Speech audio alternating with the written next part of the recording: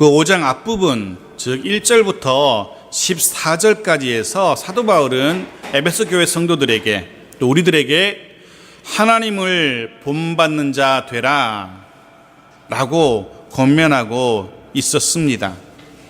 그러면서 사도 바울은 구체적으로 세 가지를 실천할 수 있는 세 가지를 이야기했었습니다. 그 첫 번째가 그리스도께서 사랑하신 것처럼 너희도 서로 사랑하며 살아라는 것이었고, 두 번째는 그리스도인으로서 마땅치 않은 행위들, 그리스도인으로 어울리지 않은 말들은 버려야 된다라고 권면했습니다. 그 마지막 세 번째가 빛의 자녀처럼 착하고 의롭고 진실하게 살아라 라고 권면하고 있었습니다. 즉 그리스도인으로서 어울리는 마땅한 삶을 살라라고 강력하게 교훈하고 있었습니다. 오늘 본문 역시 같은 맥락으로 이어지고 있습니다. 여전히 그리스도인이라면 어떻게 살아야 할지, 그리스도인다운 삶이 무엇인지, 마땅한 삶이 무엇인지 삶의 방식을 이야기하고 있죠. 15절 말씀 보십시오. 같이 읽겠습니다. 시작. 그런즉 너희가 어떻게 행할지를 자세히 주의하여 지혜 없는 자 같이 하지 말고 오직 지혜 있는 자 같이 하여. 여기 앞에 나오는 너희는 그 앞에 나왔던 14절까지에서 나왔던 빛의 자녀들을 이야기합니다. 빛의 자녀들, 그리스도인들 어떻게 살아갈 것인지, 어떻게 말하고 어떻게 행동할 것인지 자세히 주의해야 한다라고 이야기합니다. 빛의 자녀의 특징 가운데 하나는 자세히 주의하며 살아가는 겁니다. 되는 대로 막 살아서는 안 되는 겁니다. 깊이 생각하고 깊이 기도하고 행동해야 한다는 겁니다. 물론 당장 발등에 떨어진 불처럼 막 시급한 일처럼 보이는 그런 일이라 할지라도, 발등에 떨어진 불처럼 시급해 보인다 할지라도 자세히 주의해 보아야 합니다. 그 일이 정말로 시급한 일인지, 정말로 그 일이 중요한 일인지 자세히 주의해 봐야 됩니다. 자칫 잘못하면, 자세히 주의해 보지 않으면 어떻게 된답니까? 지혜 없는 자처럼 살게 될 거라는 겁니다. 미련한 자처럼, 어리석은 자처럼 살게 될 거라는 겁니다. 무슨 얘기냐 하면 빛의 자녀라고 해서 다 지혜 있게 살아가는 게 아니라는 겁니다. 빛의 자녀답게 지혜 있게 살아가기 원한다면 늘 어떻게 행할지 자세히 주의해 봐야 된다는 겁니다.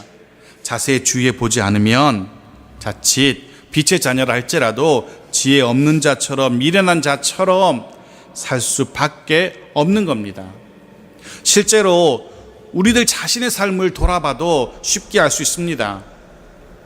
교회 다닌다고, 그리스도인이라고 다 빛의 자녀처럼 착함과 의로움과 진실함으로 살아가고 있지 않습니다. 하나님의 자녀라고 해서 다 하나님 아버지 이름을 드러내며 살아가고 있느냐? 그렇지 않습니다. 하나님의 자녀라고 다 하나님의 영광 드러내며 살아가고 있느냐? 그렇지 않다는 것 우리 자신이 너무나 잘 알고 있습니다. 이유가 무엇입니까? 왜 그리스도인이, 왜 하나님의 자녀들이 하나님의 영광 드러내지 못하고 내 아버지 되시는 여호와 이름을 영화롭게 하지 못하며 살아갈까? 자세히 주의하며 살아가지 않기 때문입니다. 그러다 보니까 환경에 휩쓸리게 되는 겁니다.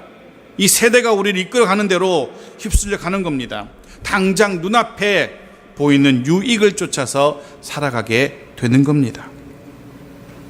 그러기에 우리는 이후로는 상황 속에서, 매일매일의 삶 속에서 어떻게 행할지 자세히 주의하며 행하는 그런 지혜로운 자들, 빛의 자녀들처럼 행할 수 있는 우리 모두가 되어야 될 것입니다.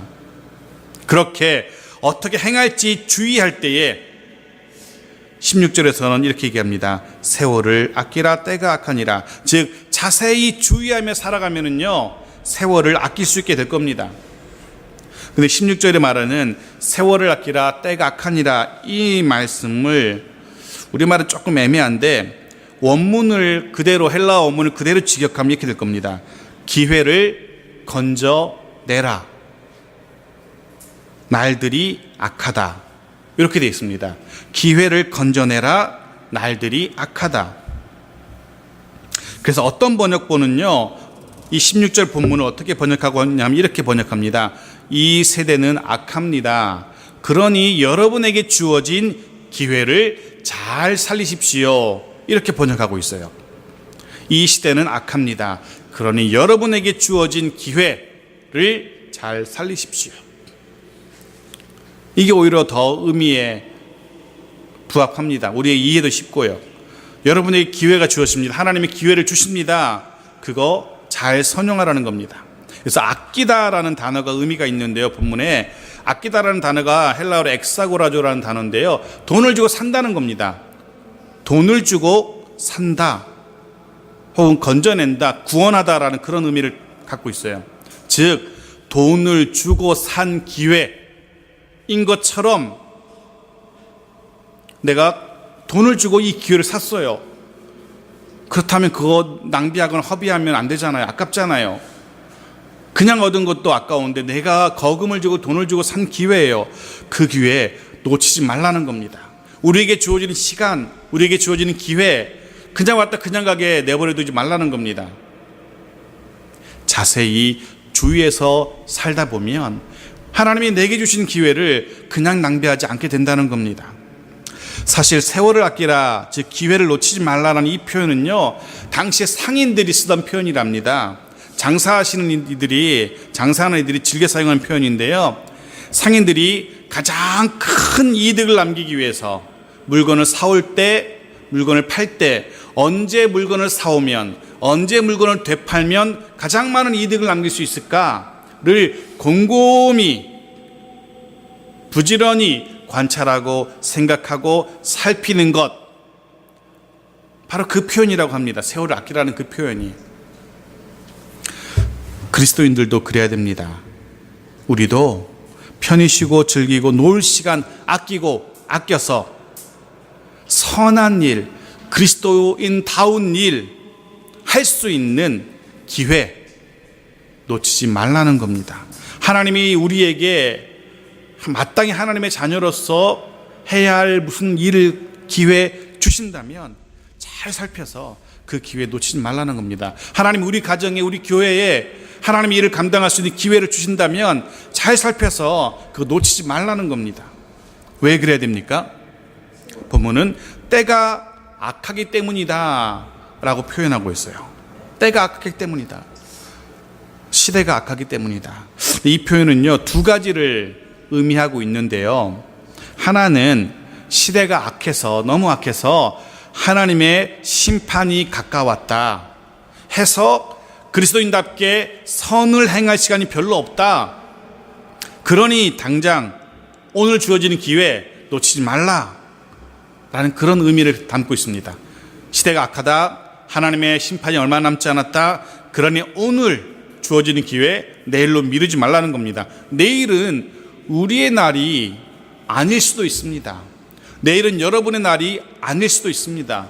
그러니 오늘 기회를 놓치지 말라는 의미가 하나 있고요, 또 한 가지 때가 악하다는 이 표현은요, 악한 시대의 흐름이 엄청나게 큰 강물처럼 흐르는 시대이기 때문에 자칫 마음 놓고 있으면 그 흐름에 휩쓸려서 시간을, 기회를 그냥 허비할 수도 있다, 그런 시대다는 의미입니다.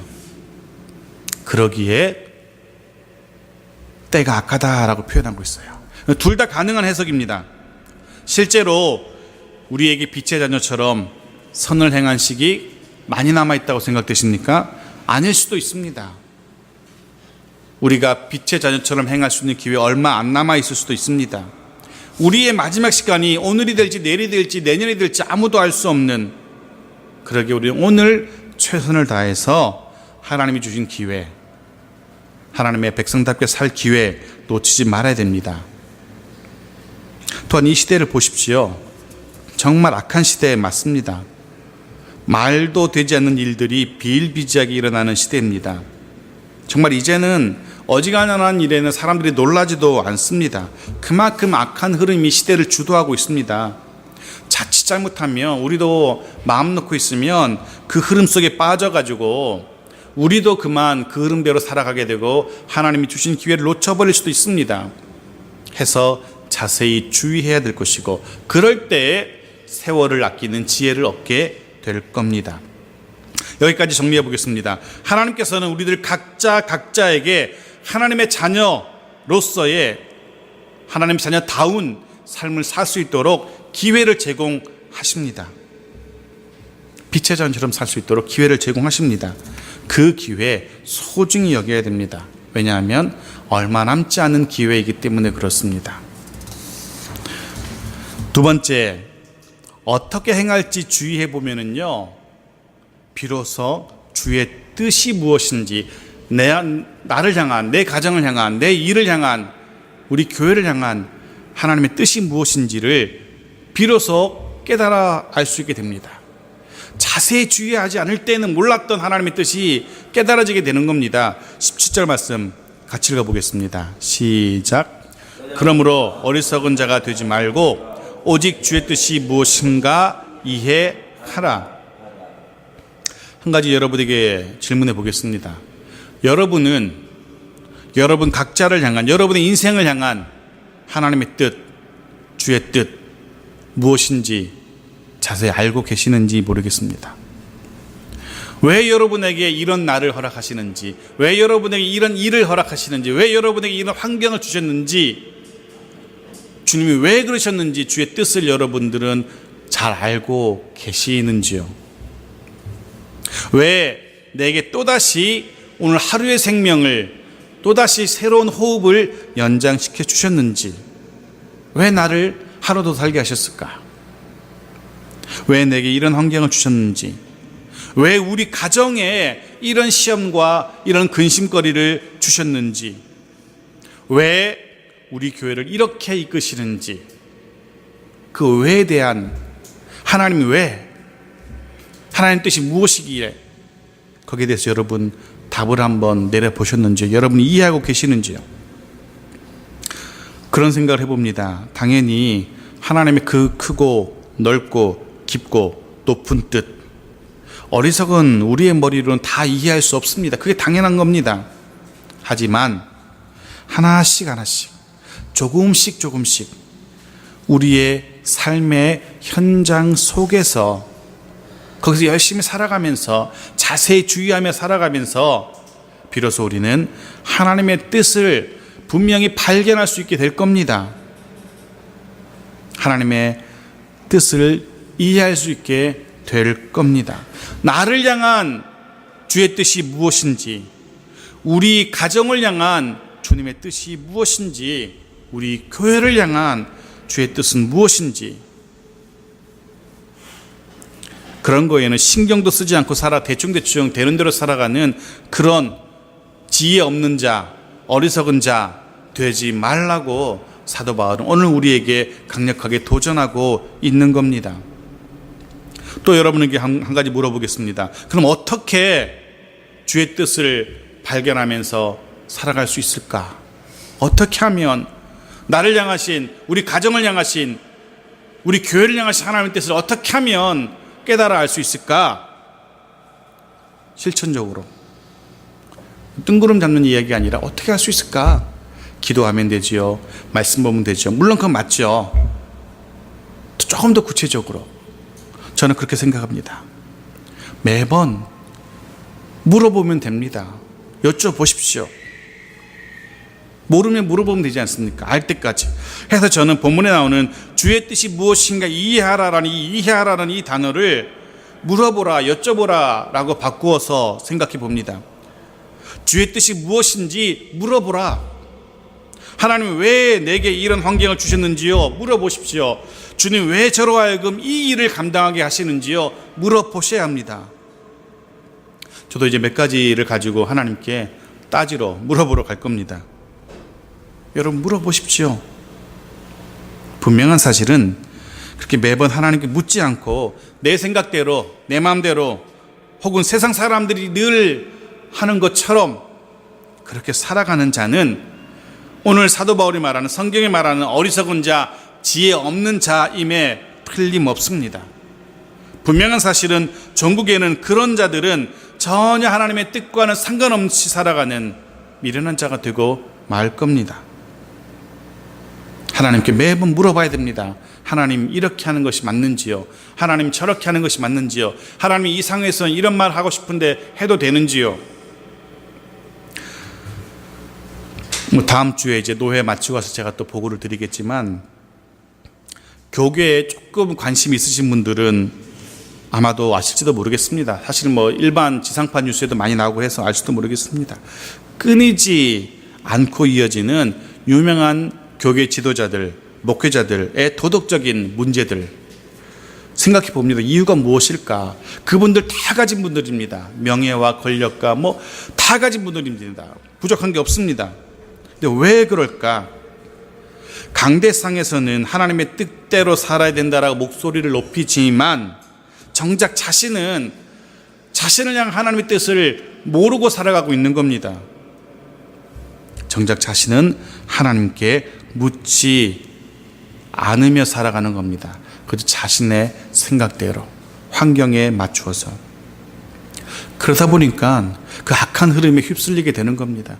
매번 하나님께 묻지 않기 때문에. 정말 간절히 여러분께 권면합니다. 부탁드립니다. 일마다, 때마다 하나님께 물어보십시오. 하나님, 왜입니까? 그리고 하나님의 대답을 기다리십시오. 물어만 보고 조급하니까, 답답하니까 이후에는 자기 생각대로, 자기 마음대로 살다 보면 그게 습관화되면 결국 그 악한, 때가 악하다는 그 악한 때에 휩쓸리고 마는 겁니다. 하나님의 답을 기다리십시오. 분명 하나님의 뜻을 발견하게 될 겁니다. 각자를 향하신 하나님의 뜻, 분명히 하나님은 우리에게 알게 하실 겁니다. 진지하게 물어보는 그런 수고와 기다리는 인내가 있다면. 동시에 사도 바울은 오늘 우리 본문에서 우리 모두를 향하신 그리스도인들, 이 땅의 모든 그리스도인들을 향하신 하나님의 공통되는 뜻이 무엇인지, 주님의 뜻이 무엇인지 몇 가지를 우리에게 소개해주고 있습니다. 그 첫째가 18절입니다. 보십시오. 같이 읽죠. 시작. 술 취하지 말라. 이는 방탕한 것이니 오직 성령으로 충만함을 받으라. 술 취하지 말라. 사실 이 본문은요, 제가 잊지 못하는데, 제가 중고등학교 다닐 때 들었던 설교 말씀과 제가 신학교 가서 직접 교수님들에게 성경을 배우며 또 원어를 이렇게 보면서 알게 되는 본문과 제가 어릴 때 들었던 설교와 제가 새롭게 알게 된 내용과 다를 때가 종종 있어요. 그래서 보면은 그 당시 목사님들이 잘못 가르쳤구나, 잘못 설교했구나. 문장은 그런 문장이 아닌데 우리말 성경에서는 그렇게도 해석될 수 있겠지만 원문을 보니까 전혀 다른 뜻이었던 경우가 왕왕 있어요. 오늘 본문도 사실 18절도 그런 본문 중에 하나입니다. 제가 중고등부 때, 특히 고등부 때 술 취하지 말라 이 본문 들을 때 설교하셨던 목사님, 연세 많으신 목사님은 술을 이렇게 취하다, 잡다 이렇게 저에게 설교하셨어요. 취한다는 걸 잡는다는 표현을. 그러니까 너희들은 절대 술 잡으면 안 돼. 쳐다도 보지 말고 잡지도 말어. 이렇게 가르치셨거든요. 충분히 이해도 되고 은혜도 되잖아요. 그런 건 이제 보지도 말고 잡지도 말아야 되니까 선악과처럼. 그런데 원문은 사실은 그런 의미가 아니에요. 원문은 손에 쥔다라는 그런 의미가 아니고요. 원문에는 우리말에는 그냥 술로 번역되어 있는데 원문 헬라어 본문에는 포도주입니다. 포도주에 취하지 말라라고 되어 있는 거예요. 근데 아시는 것처럼 포도주는 당시 이 시대에는 우리로 말하면 주스 같은 거였어요. 물처럼 마시는 거였어요. 그러니까 포도주를 마시지 말라, 취하지 말라는 건 아니에요. 마시긴 마시되 어떻게 마시지 말라고? 취하지 말라고. 지금과 마찬가지로 포도주 마시면은요, 지금도 포도주 마시면 한두 잔은 괜찮잖아요. 근데 이거를 많이 마시면 어떻게 돼요? 곤드레, 만드레가 됩니다. 저희 집안은 술 분해 효소라고 그러나요? 그게 참 좋은 집안입니다. 그래서 저희 집안이 술을 참 잘 마십니다. 여기 계신 몇 분도 술을 참 잘 마셔요. 저희 집안이 다 그래요. 그런데 저한테 술 분해 효소가 없어요. 아예 없어요. 저는 사실은 술을 조금 먹어봤어요. 반잔. 제가 신학교 가자마자 알던 제 아는 친구가 너 앞으로 술 못 마실 테니까 내가 마지막으로 입학하기 전이니까 고등학교 마치고 졸업하기 전에 한 잔 사주겠다고 한 잔 사줬어요. 근데 이게 한 잔도 못 마시고 반 잔도 못 마시고 제가 그 자리에 팍 엎어져서 3시간 동안 잠을 잤거든요. 그 자리에서. 그 뒤로 저는 이제 알았어요. 아, 내게는 술 분해 요소가 없구나. 그리고 포도주도 조금 더 마시면요 얼굴 빨갛게 달아오릅니다. 우리 혜원이가 그걸 참 억울해요. 저를 닮았거든요. 그런 요소를. 그래서 우리 혜원이도 술을 못 마셔요. 그래서 조금만 이렇게 가까이 하면 뻘개져요. 곤드레 만드레 취하지 말라라고 지금 포도주 마시되 그 포도주 엄청 마셔가지고 취하지 말라는 겁니다. 지금과 마찬가지로 바울 당시에도 술에 취해서 일어나는 폐해들이 엄청나게 많았던 것 같습니다. 특히 교회 지도자들 향해서 사도 바울은 이렇게 권면하고 있어요. 디모데전서 3장 3절 말씀 보십시오. 3장 2절과 3절 같이 읽죠. 시작. 그러므로 감독은 책망할 것이 없으며 한 아내의 남편이 되며 절제하며 신중하며 단정하며 나그네를 대접하며 가르치기를 잘하며 술을 즐기지 아니하며 구타하지 아니하며 오직 관용하며 다투지 아니하며 돈을 사랑하지 아니하며 이렇게 조목조목 그 뒤로도 계속 지도자의 자격을 이야기하면서 3절에 그렇게 말하죠. 술을 즐기지 아니하며. 마시는 것 자체를 문제 삼는 게 아닙니다. 왜냐하면 당대의 이 포도주는요, 신약 성경에 나오는 술은 거의 다 포도주예요. 당대 음료였기 때문에 그 마시지 말라는 게 아닙니다. 즐기지 말라는 겁니다. 지도자뿐만 아니었습니다. 술을 취함으로써 일어나는 폐해가 너무나 많았기 때문에 평신도들을 향해서도 사도 바울이 똑같이 이야기합니다. 디모데전서 3장 8절 말씀 보십시오. 같이 읽죠. 시작. 이와 같이 집사들도 정중하고 일구위원을 하지 아니하고 술에 임박하지 아니하고 더러운 일을 탐하지 아니하고. 거기 술에 어떻게 하지 말라니까?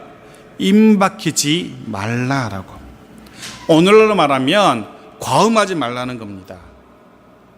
참 우리나라 이 한민족이요, 술에 대해서는 일가견이 있는 민족입니다. 옛날부터 막걸리니 뭐 이런 걸로 해가지고. 그래서 선교사들이 이 땅에 들어오자마자 가장 문제를 삼았던 게 술 문제였어요. 왜냐하면 교회 오는데 그 당시에 술은 일상 문화였기 때문에 막걸리 이렇게 받아 마시고 하는 거 일상 문화였거든요. 교회 오긴 오는데 늘상 코가 뻘개져서 오는 거예요. 그래서 선교사들이 술을 금했던 겁니다. 서양 어느 기독교도 술을 금하고 있지는 않아요. 근데 우리 한국의 기독교는 술을 금했어, 선교사들이. 왜? 너무너무 술 때문에 문제가 많이 일어났거든요. 술 때문에 아내 패고 다른 여자 찾아가고 술 때문에 노름하고 이 술의 문화가 안 좋았기 때문에. 바울 당시도 술의 문화가 엄청 안 좋았어요. 그래서 술에 임박히지 말라, 과음하지 말라라고 이야기합니다. 말씀드린 것처럼 포도주는 당시에 음료처럼 마셨어요.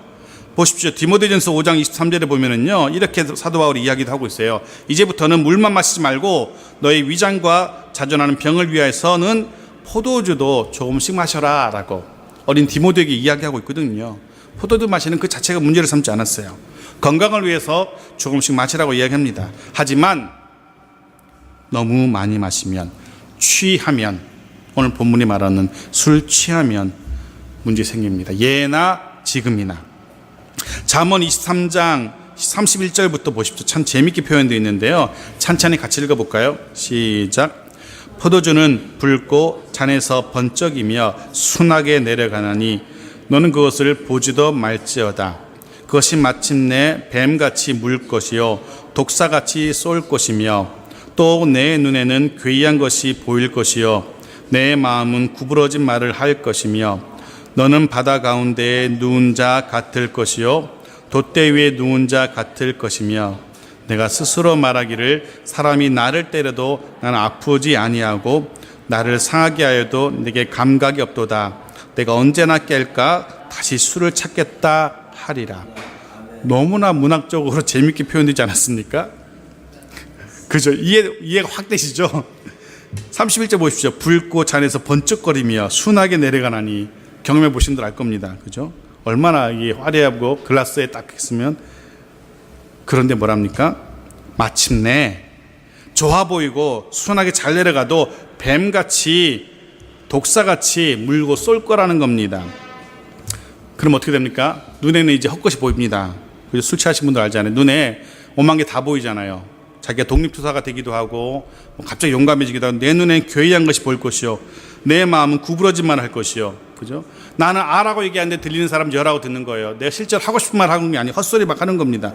되도 않는 말. 또 뭐라 그래요? 너는 바다 가운데 누운 자 같을 것이요 하늘을 둥둥 나르고 있는 것처럼 아스팔트에 누워가지고 그것이 내 집인 양 생각하잖아요. 사람이 나를 때려도 아프지 않을 것 같다 라고 구름 위를 나눈 겁니다. 참 재미있게 표현되어 있어요. 문학적으로. 마실 때는 모릅니다. 아니 마실 때는 기분이 오히려 좋죠. 본문이 말합니다. 화려해 보인다라고, 멋져 보인다고. 술이 너무너무 멋져 보입니다. 그래서 일단 몸속에 들어가면 어떻게 됩니까? 뱀같이 독사같이 우리 몸을 상하게 하고요.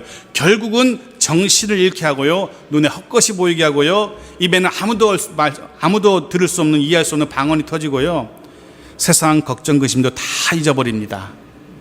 술 마시고 나면 마치 바다 가운데 누운 것처럼 행복해집니다. 두둥실 뜬 것처럼.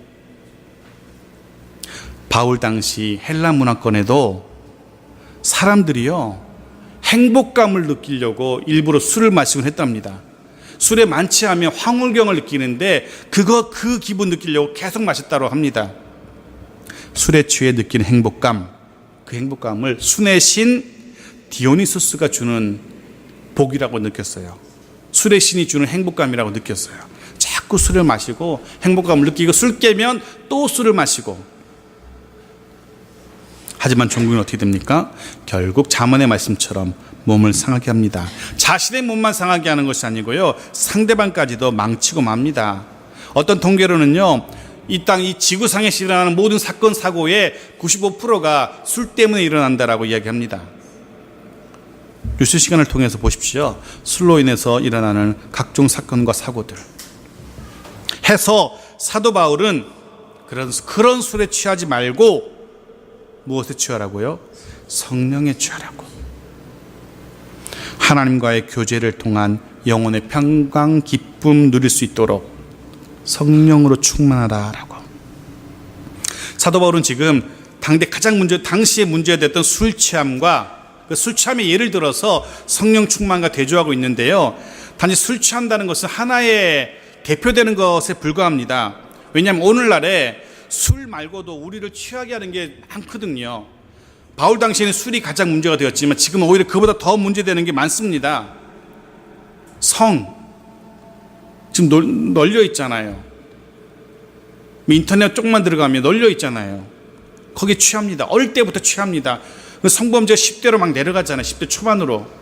성에 취한 시대입니다. 돈에 취하고요, 명예에 취하고요, 권력에 취하고 때론 취미에 취해서 이성을 잃고 맙니다. 바라기는 우리 모두는 성령의 충만을 경험할 수 있게 되기를 소원합니다.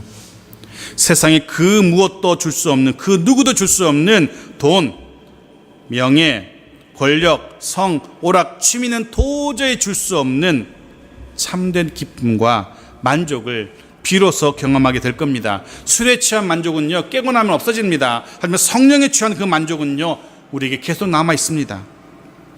모든 근심과 걱정 벗어나고 참된 평안을 누리게 할 겁니다. 성령에 충만한 자들은.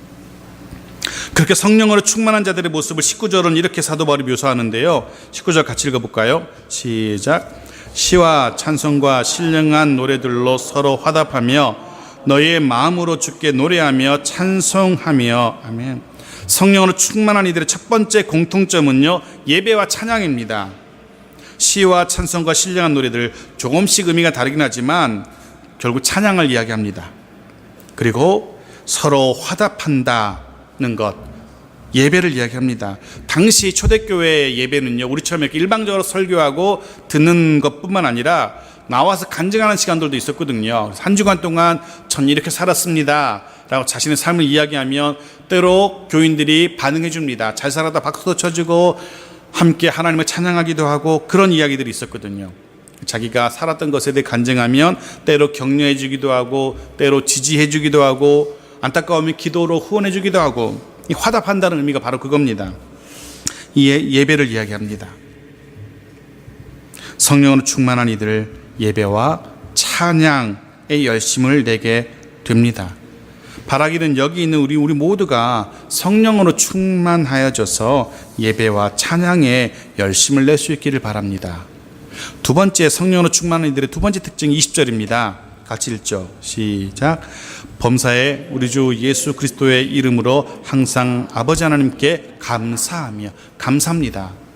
성령으로 충만한 사람들의 특징 하나는 감사입니다. 우리말 성경은 범사에 이렇게 해서 아버지께 감사하며 라고, 감사가 제일 뒤에 있죠. 근데 원문에 보면은요, 이 감사라는 단어가 제일 앞에 있어요. 감사하라 라고 문장이 시작됩니다. 즉 제일 강조되고 있는 겁니다. 감사라는 것이. 성령으로 충만한 이들은요, 언제나 어디서나 어떤 상황에서도 감사할 수 있게 됩니다. 지난주 설교 시간에도 감사에 대해서 잠깐 말씀드린 적이 있습니다. 기억하시는지 모르겠습니다. 감사라는 커다란 채가 있어가지고 그 감사의 채로 우리의 일상에서 일어나는 모든 일들을 다 이렇게 채쳐보면 알게 될 것이라 라고 말씀드렸습니다. 그동안 알지 못했던, 그동안 발견하지 못했던 감사의 제목들이 그 감사의 채에 주렁주렁 남겨져 있는 것을 우리는 발견하게 될 겁니다. 그리고 또 감사는 숨은 그림 찾기라고 말씀드린 적이 있습니다. 감사의 눈으로, 감사의 마음으로 우리 주변을 보면은요, 내 삶을 돌아보면은요, 그전에는 보지 못했던, 찾지 못했던 마치 숨은 그림처럼 숨겨져 있었던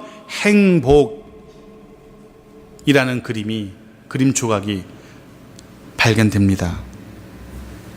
감사의 마음으로, 감사의 눈으로 여러분 스스로를 돌아보시고 주변을 돌아보십시오. 분명 이전에는 보이지 않았던 행복이라는 것이 보일 겁니다. 감사, 성령이 충만한 이들에게 주어지는 하나님의 은혜입니다. 성령으로 충만해져서 여기 계신 우리 모두 항상 모든 환경 속에서 모든 사람들에게, 또 우리 주 예수 그리스도에게 감사하며 살아갈 수 있게 되기를 간절히 축원합니다. 마지막 한 가지, 성령으로 충만한 이들의 마지막 특징은 피차 복종하는 겁니다. 마지막 21절 같이 읽죠. 시작. 그리스도를 경외함으로 피차 복종하라. 이 부분은 다음 주에 이어서 말씀을 드리겠습니다. 피차 복종하라. 말씀을 정리합니다. 하루하루 어떻게 살아가야 할지 제발 매번 하나님께 물어보십시오. 제발 내 마음대로, 내 고집대로, 내 기분대로 살아가려는 그런 시도를 이제는 멈추고 포기하셔야만 합니다. 왜냐하면 어리석은 인생이 되고 말기 때문에 그렇습니다. 분명합니다. 너무나 눈에 선합니다.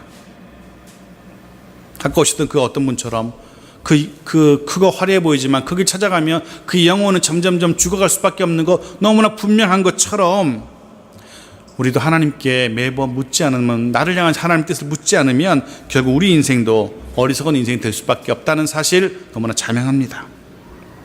매번 하나님께 묻고 하나님의 응답을 기다리는 우리 모두가 되어지기를 간절히 소원합니다. 그래서 하나님께서 우리에게 허락하시는 소중한 기회들, 그것들 허비하지 않게 되기를 간절히 축원합니다. 특히나 본문이 우리에게 권면하고 있는 것처럼 술로 대표되는 세상의 것들에 취하지 말아야 됩니다. 늘 주의 영이신, 예수의 영이신 성령으로 충만한 삶을 살 수 있기를 축원합니다. 그래야 늘 예배하며 찬양하며 감사하며 살아가는 우리 모두가 되어지기를 주의 이름으로 축원합니다. 아멘.